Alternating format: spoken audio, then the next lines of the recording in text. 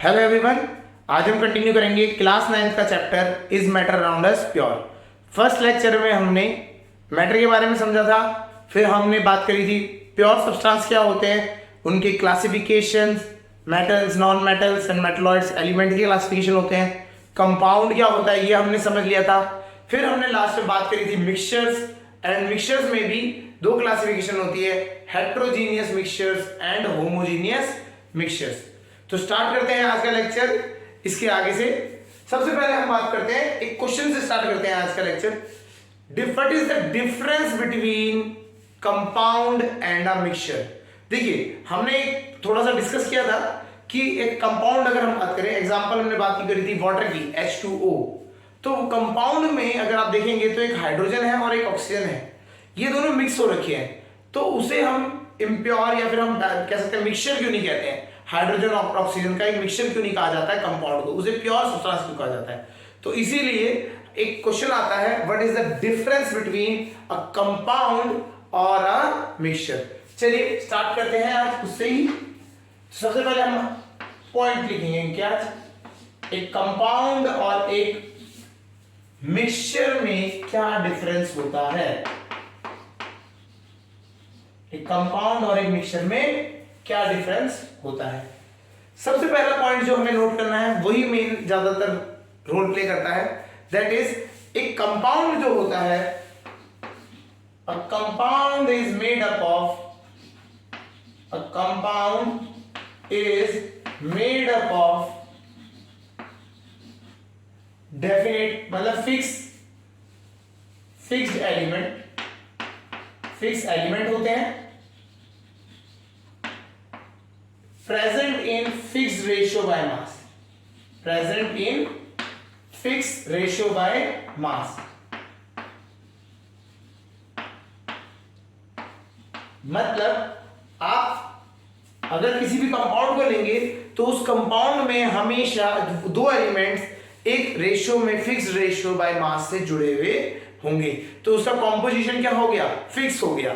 इसी वजह से हम उसे प्योर की कैटेगरी में रखते हैं। बट मिक्सचर में हम बात करें, a mixture contains any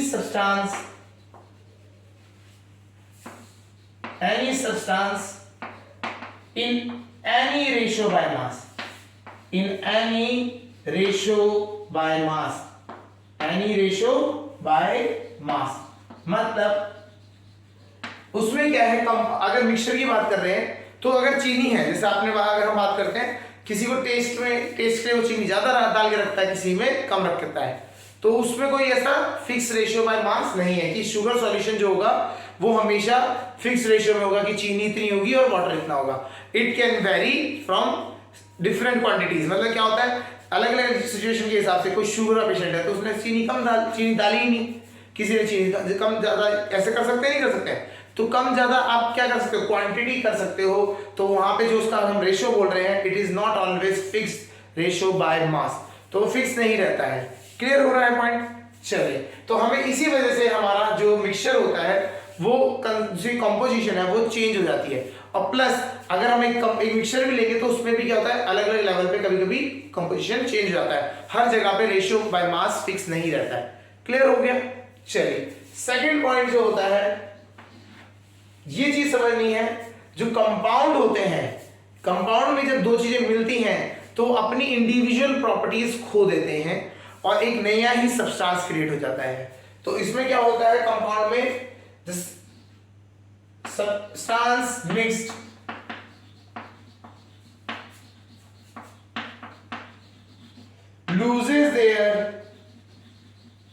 loses their properties, वो अपनी प्रॉपर्टीज क्या कर देते हैं, लूज कर देते हैं। एग्जांपल समझाते हैं, जैसे अगर एक एग्जांपल यहां ले लेते हैं, हाइड्रोजन है और ऑक्सीजन है, दोनों मिक्स करेंगे तो क्या बन जाएगा, वाटर बन जाएगा। अच्छा, हाइड्रोजन क्या है, एक फ्यूल है, हाइड्रोजन एक फ्यूल है, मतलब ये चीज उस पर आप आग लगाओ एकदम से जलेगी, धबक के जलेगी, मजा आएगा इसमें। ये तो बहुत ज्यादा हाइड्रोजन फ्यूल तो इतना अच्छा फ्यूल होता है कि आप रॉकेट में भी यूज करते हैं इनको, आप इवन इंडिया में हम जो बात कर रहे हैं, अब हाइड्रोजन फ्यूल से चलने वाली गाड़ी, जिससे क्या होगा, एमिशन कम होता है इनका। ऑक्सीजन क्या है, ये फायर का सपोर्टर है, फायर को सपोर्ट करती है। तो अगर आप कहीं पे भी फायर है, वहां पे हाइड्रोजन और ऑक्सीजन डालोगे तो ये दोनों सपोर्ट करेंगी, है ना, आपकी फायर और बढ़ेगी अच्छी तरीके से। लेकिन इन दोनों के मिलने से क्या बन जाता है, वाटर। जहां आग लगी उसमें पानी डाल दीजिए, खत्म, पानी बुझ जाए, पानी क्या कर देगा, बुझा देगा आपको। तो इसीलिए ये दोनों अपनी प्रॉपर्टीज खो चुके हैं, एक नया ही सब्सटेंस बन गया है, उसकी प्रॉपर्टी इन दोनों से बिल्कुल अलग होती है। समझ आएंगे। तो हम बात कर रहे हैं, तो जो कंपाउंड होते हैं, कंपाउंड जो होता है उसकी जो प्रॉपर्टीज होती हैं वो पूरे की एक अलग ही नई प्रॉपर्टी होती है, जो उसके जो कॉम्पोजिशन वाले जो एलिमेंट्स है उनकी प्रॉपर्टीज नहीं होती हैं। बट अगर हम बात करें इसके केस में, ठीक है, तो mixture has the property of its component, has property of properties of component, properties of its component, component की प्रॉपर्टी होती है। जैसे अगर आप पानी में चीनी मिला देते हैं तो ऑब्वियसली वो पानी क्या हो जाएगा, मीठा हो जाएगा, चीनी वाली प्रॉपर्टी रहेगी, उसके पास वाटर की भी प्रॉपर्टी रहेगी, ठीक। तो ये चीज होती है। थर्ड जो होती है, अगर हम बात करें तो इसके जो कंपाउंड्स के जो सब्सटेंस है जो मिक्स हुए हैं वो सेपरेट नहीं किए जा सकते without a chemical reaction, physically उनको सेपरेट नहीं किया जा सकता। तो क्या है, द कंपोजिशन, कंपोजिशन नहीं कह सकते, combining substance, the combining substance can not be separated physically, substances cannot be separated physically उनको अलग नहीं किया जा सकता। मतलब आपने सपोज करो बोला कि मैं फिजिकली उसको अलग करना चाहूंगा तो नहीं होगा, वो एक केमिकल रिएक्शन से बन के आए हैं, तो उन्हें निकालने तोड़ने के लिए, ब्रेक डाउन करने के लिए उनको एक केमिकल रिएक्शन से ही आपको ये पॉसिबल हो पाएगा, ठीक है। चलिए नेक्स्ट जो है वो है the constituents of mixtures can be separated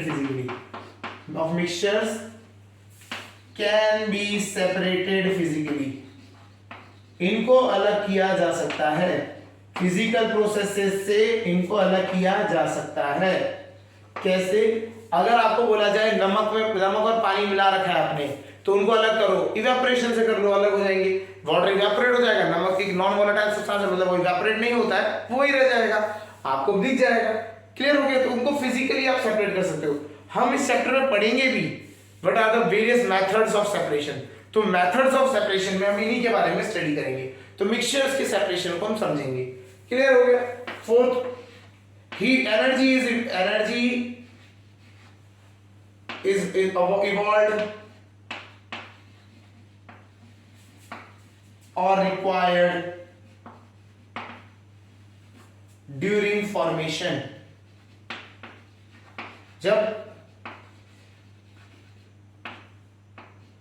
जब एक कंपाउंड बनता है, फॉर्मेशन ऑफ कंपाउंड, जब एक कंपाउंड बनता है तो उसके साथ एनर्जी एसोसिएटेड होती है, हीट निकल सकती है या हीट आ सकती है, देनी पड़ सकती है। जैसे फॉर एग्जांपल अगर हम कोयले में आग लगा देते हैं तो हीट निकलती है, ठीक है, तो उसमें C+O2 gives out CO2 plus उसके साथ हीट मिलती है हमें।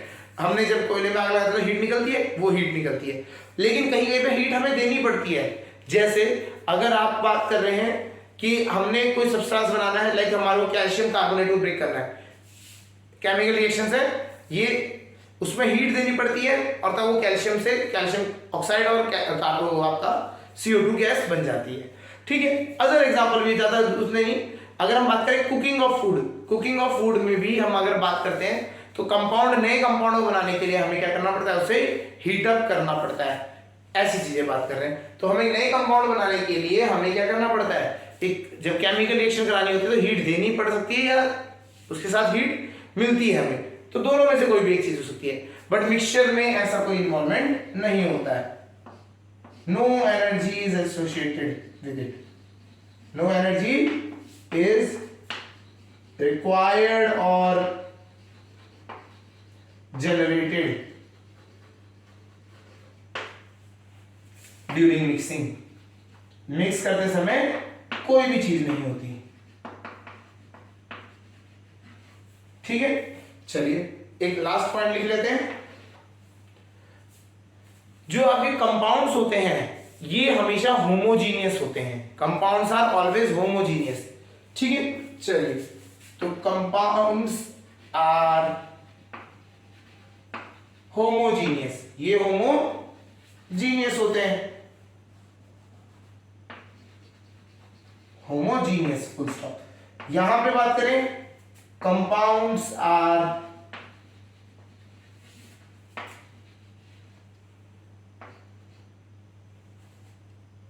या कंपाउंड, इसमें दोनों चीजें हो सकती हैं. हेट्रोजीनियस भी हो सकते हैं, मे बी कंपाउंड क्यों है, यहाँ मिक्सचर्स है नहीं, तो मिक्सचर्स है हमारी. मिक्सचर्स मे बी होमोजीनियस और हेट्रोजीनियस. होमोजीनियस और हेट्रोजीनियस.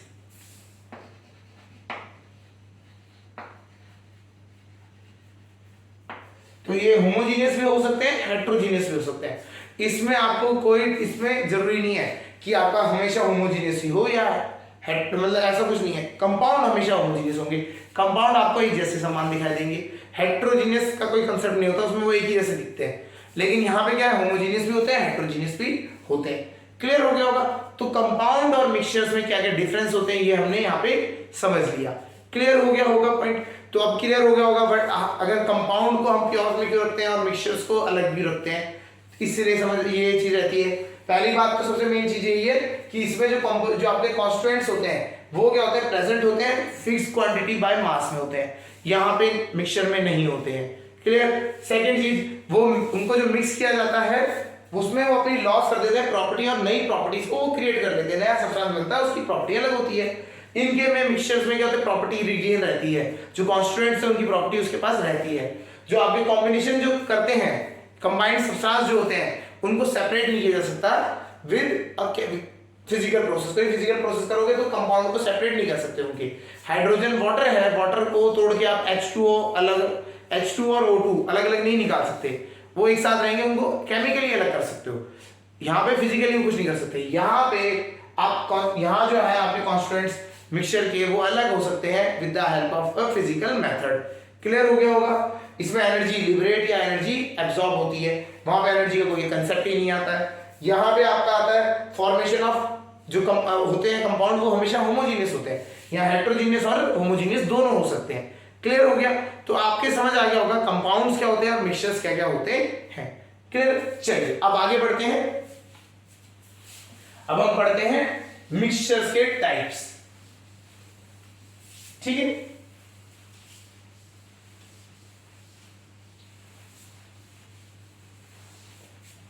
चलिए हमारे यहां बात करते हैं मिक्सचर्स. जो हमारे मिक्सचर्स है डिपेंडिंग ऑन द साइज, उनको 3 कैटेगरीज में डिफाइन किया गया है. लिख लेते हैं. One is solution. इसको एक और नाम कभी कभी ट्रू सॉल्यूशन भी कहा जाता है. इसे ट्रू सॉल्यूशन भी कह देंगे या सॉल्यूशन भी कहा जाता है. तो आपको समझ के रखना है ट्रू सॉल्यूशन और सॉल्यूशन कोई डिफरेंट नहीं है, एक ही चीज है. फिर आता है आपका कोलाइड्स, जिन्हें हम कोलाइडल सॉल्यूशंस भी कहते हैं, कोलाइड्स. एंड लास्ट आता है आपका suspension.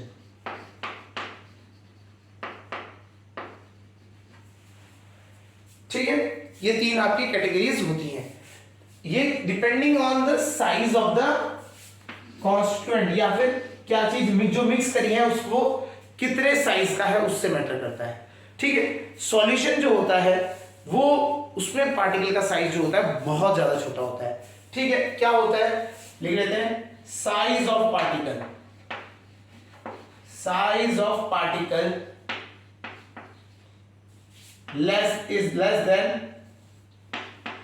is less than 1 nanometre, 1 nanometre. 1 nanometre से भी छोटा होता है आपका साइज, पार्टिकल्स का जो साइज होता है वो 1 नैनोमीटर से भी छोटा होता है। तो इसी वजह से वो हमारी जो नेकेड आइज है उससे हम देख नहीं सकते हैं उन्हें। क्लियर हो गया? कोलाइड्स जो होते हैं इनका जो साइज होता है, साइज ऑफ पार्टिकल, यहां पे इस पार्टिकल का साइज जो होता है इज बिटवीन, वो बिटवीन बीच में होता है किसके, 1 नैनोमीटर टू 1 माइक्रोमीटर। ये म्यू टर्म है, ये म्यू लिखा गया है, ठीक है, इसे कहते हैं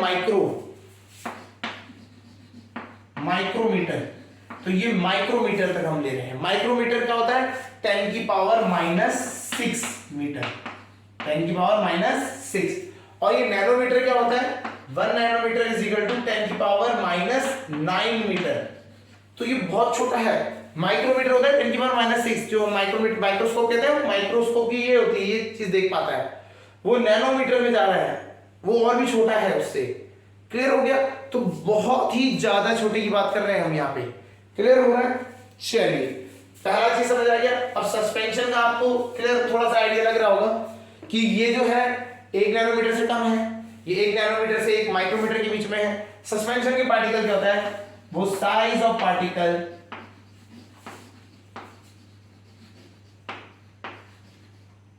particles are greater than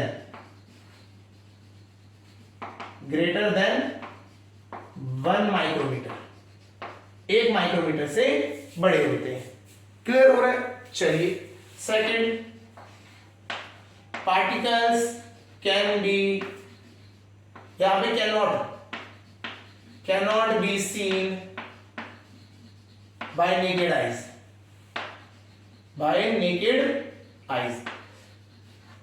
particles को नेकेड आइज से नहीं देखा जा सकता। आप देख के नहीं बता सकते पार्टिकल्स कहाँ है, क्या है, कैसे साइज के हैं, वो नहीं बता सकते आप। क्या है, कोलाइड्स में अगर हम बात करें, कोलाइड्स में भी नहीं बता सकते, कोलाइड का भी बहुत छोटा होता है, ठीक है ना। Particles can not be seen bye naked eyes, आप नहीं देख सकते, ठीक है। यहां पे देख सकते हैं, particles can be seen bye naked eyes.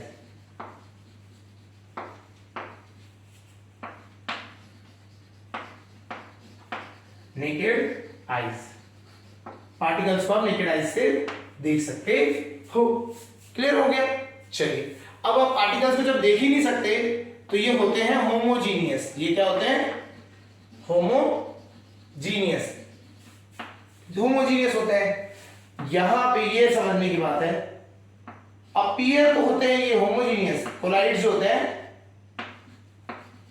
Homogeneous दिखते हैं, बट आर हेट्रोजीनियस, होते हेट्रोजीनियस है। बस वो मिक्स इस तरीके से हो रखे हैं कि वो दिखाई नहीं दे रहे हैं, पार्टिकल को एक समान दिखाई दे रहे हैं, लेकिन होते हेट्रोजीनियस है, अलग अलग दिखाई दे सकते हैं, ठीक है। इसमें क्या है, ये तो हेट्रोजीनियस है ही, हेट्रोजीनियस, ठीक है। फोर्थ पॉइंट, स्टेबल होते हैं। स्टेबल क्या होता है, स्टेबल मतलब समझो, स्टेबल का मतलब होता है अगर आप एक सॉल्यूशन बनाओ, जैसे है ना, एक थोड़ा सा अगर आपको थोड़ा आइडिया दे देता हूं, सॉल्यूशन में अगर बात कर रहे हैं तो हम किसकी बात कर रहे हैं, आपने पानी में चीनी या नमक मिला दिया, वो सॉल्यूशन कहा जाता है। वो दिखने में होमोजेनियस होता है, पार्टिकल बहुत छोटे साइज के होते हैं, ठीक है। क्लियर हो गया? कोलाइड्स में हम बात कर रहे हैं जैसे मिल्क की बात कर रहे हैं, यहाँ पे हम जो मिल्क होता है उसकी बात कर रहे हैं, या फिर हम बात करें इंक की बात कर रहे हैं, जो आपकी इंक डलती है पेनों में, वो इंक की बात कर रहे हैं। तो वहां पे क्या होता है, जो पार्टिकल्स है वो मिक्स हो गए हैं, इस तरीके से मिक्स हो गए, वो साइज जो है उसका कम है, लेकिन वो पार्टिकल्स इतने अच्छी तरह मिक्स हो चुके हैं, दिखने में आपको होमोजीनियस है लग रहे हैं, बट वो हेट्रोजीनियस होते हैं, उनको अलग पार्टिकल्स अलग से दिख जाते हैं। क्लियर हो गया, नहीं हो गया? और सस्पेंशन हम बात कर रहे हैं तो वो एक एग्जांपल है, जैसे मड को पानी में मिला दिया, मिट्टी आपने पानी में डाल दी, तो वहां पे अलग से ही दिखाई दे रहे हैं वो, क्लियर हो गया, थोड़ा सा आइडिया उससे हो जाएगा। ये क्या है स्टेबिलिटी का मतलब समझिए। स्टेबिलिटी का मतलब क्या है, आपने चीनी को पानी में घोला और रख दिया उसको टेबल पे, 1 दिन 2 दिन चीनी नीचे नहीं बैठेगी, चीनी पानी में डिसॉल्व हो चुकी है तो डिसॉल्व ही रहेगी, वो बैठेगी नहीं। क्लियर हो गया। कोलाइड्स भी क्या होते हैं, स्टेबल होते हैं। क्या होते हैं, ये भी स्टेबल रहते हैं। स्टेबल मतलब ये भी ऐसा नहीं है कि आप पे अलग बैठ जाएंगे। इंक को आपने पानी में मिलाया तो वो इंक हमेशा पानी में ही तैरती रहेगी, वो होती रहेगी, मूव करती रहेगी, लेकिन अंदर ही रहेगी, ऐसा नीचे अलग से नहीं बैठेगी। बट ये क्या होते हैं, अनस्टेबल होते हैं। आपने पानी में मिट्टी डाल दी और स्टेबल थोड़ी देर रख दिया तो सेडिमेंटेशन हो जाता है। सेडिमेंटेशन हमें पता है ना, पानी से, पानी में जो मिट्टी जितनी भी है वो नीचे बैठ जाएगी, ठीक है, फिर उसको वो पानी अलग हो जाएगा, मिट्टी अलग हो जाएगी, तो उसे कहते हैं अनस्टेबल सब्सटेंस। क्लियर हो गया। चलिए ठीक है, यहां पे आता है कॉन्स्टिट्यूएंट्स cannot be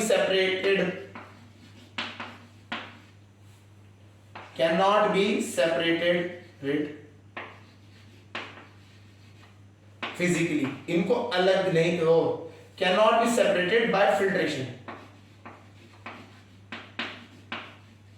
फिल्ट्रेशन से आप सेपरेट नहीं कर सकते। मतलब आपने चीनी के पानी को फिल्टर पेपर से पास किया और चीनी अलग हो जाएगी, कभी भी नहीं होगी। चीनी उस पानी के साथ ट्रैवल कर जाएगी, फिल्टर पेपर के साथ क्रॉस कर जाएगी। इसी तरीके से यहां पे cannot be separated by filter paper, cannot be separated by filtration, filtration से कभी भी सेपरेट नहीं होगा। ठीक है, फिल्टर पेपर में आप इंक मिलाई पानी में और आपने उसको पानी को उससे फिल्टर पेपर से पास कर दिया। हाँ, फिल्टर पेपर में कुछ पार्टिकल रुक जाएंगे, ठीक है, फिल्टर पेपर में रुकेंगे, ऐसा नहीं रुकेंगे, बट वो क्या होगा, उसके बाद जो कुछ पार्ट्स हैं वो निकल जाएंगे अंदर और वो बिल्कुल कंप्लीटली फिल्ट्रेशन से अलग नहीं होंगे। यहां पे ये सेपरेट हो सकता है, can be separated by filtration, can be separated by filtration, filtration से सेपरेट किए जा सकते हैं। तो इन्हें क्या है, हम सस्पेंशन में क्या कर सकते हैं, सस्पेंशन को फिल्टर कर दिया, फिल्टर पेपर से पास किया, मिट्टी आपने पानी में मिला रखी थी, फिल्टर पेपर से पास किया, अलग हो गया, क्लियर हो जाएगा। ठीक है, चलिए अगला एक और पॉइंट देख लेते हैं। ओके, सॉल्यूशन जो होते हैं आपके, ये सॉल्यूशन में एक फिनोमेना, अगर हम बात करें एक फिनोमेना की बात करते हैं यहाँ पे, टिंडल इफेक्ट। क्या कहते हैं, टिंडल इफेक्ट कहते हैं। तो सॉल्यूशन के जो पार्टिकल्स होते हैं उनका साइज बहुत ज्यादा छोटा होता है, ठीक है, तो वो टिंडल इफेक्ट नहीं करते हैं। तो यहां पे हम लिख सकते हैं do not show Tyndall effect, do not show Tyndall effect. अभी होता क्या है टिंडल इफेक्ट, इसको भी हम समझेंगे थोड़ा सा, अभी थोड़ा आपको बता देते हैं, लिखवाएंगे इसी डेफिनेशन। टिंडल इफेक्ट क्या होता है, जब भी लाइट कहीं से मीडियम से पास होती है और जो मीडियम के पार्टिकल्स है उनका साइज अगर बड़ा होता है तो लाइट क्या होती है, उन पार्टिकल्स पे टकराती है और वो स्कैटर कर जाती है, फैल जाती है, और उसके फैलने की वजह से क्या होता है, आपको पार्टिकल्स विजिबल हो जाते हैं, बीच के जो बीच में मीडियम के पार्टिकल्स हैं वो विजिबल हो जाते हैं। इस फिनोमेना को कहा जाता है टिंडल इफेक्ट। तो टिंडल इफेक्ट जो होता है, अगर आपको मैं सिंपल एक एग्जांपल में बात करें तो हमारा क्या होता है, जब भी आपने कभी देखा होगा रोशनदान होता है, पुराने घरों में क्या होता था, जो आपका दीवार होती है उसमें एक सर्कल शेप का, या फिर आप बात करें सुबह सुबह उठते हैं, सनलाइट आपकी घर के अंदर आ रही है और खिड़की खोल दी आपने, तो जो खिड़की से लाइट आ रही है उसमें आपको लाइट की जो लाइट है, लाइट की रेज आ रही है, उनमें आपको पार्टिकल्स मूव करते हुए दिखाई देंगे। तो वो जो पार्टिकल मूव कर रहे हैं वो किस वजह से मूव कर रहे हैं, जो लाइट उस पर गिर रही है उन पार्टिकल्स में, पार्टिकल का साइज बड़ा है, डस्ट पार्टिकल्स हैं वो, उनका साइज बड़ा होने की वजह से वो स्कैटर कर देंगे लाइट को, और वो हमारी आंखों में दिखाई दे रहा है, हमें पार्टिकल विजिबल हो जा रहे हैं, तो उसे कहते हैं टिंडल इफेक्ट। तो यही इफेक्ट आपका कौन शो करता है, कोलाइड्स करते हैं, तो shows Tyndall effect, shows Tyndall effect, Tyndall effect. और इसी तरीके से सस्पेंशन भी क्या करता है, इनके भी पार्टिकल बड़े होते हैं, तो ये shows Tyndall effect, Tyndall effect को ये भी शो करता है। क्लियर हो गया होगा।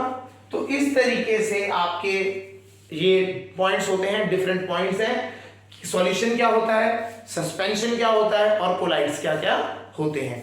क्लियर हो गया होगा। तो इस तरीके से हमें इनको और समझना है। अभी हम पढ़ेंगे वापस, सॉल्यूशंस को क्लियरली समझेंगे, उसके टाइप समझेंगे, फिर उसके बाद उसमें कंसंट्रेशन कैसे होता है, क्या होता है, उसको हम इसके बारे में और पढ़ेंगे। क्लियर, उस कोलाइड्स के बारे में हम स्टडी करेंगे। ठीक है, तो आगे वाले लेक्चर में हम इनके बारे में थोड़ी डीप स्टडी करेंगे और हम इनके फिर उसके बाद हम बात करेंगे जो इनके मेथड्स ऑफ सेपरेशन। हमने यहाँ बात करी कि can be separated by filtration, इस वाले में जो आपका सस्पेंशन है, और ये कैन नॉट है। तो अगर ये कैन नॉट है, अगर यहाँ पे सस्पेंशन ये फिल्ट्रेशन से पार नहीं हो सकते हैं या फिल्ट्रेशन से अलग नहीं हो सकते हैं, तो किस तरीके से हो सकते हैं, उन मेथड्स को भी हम समझेंगे। ठीक है, ओके।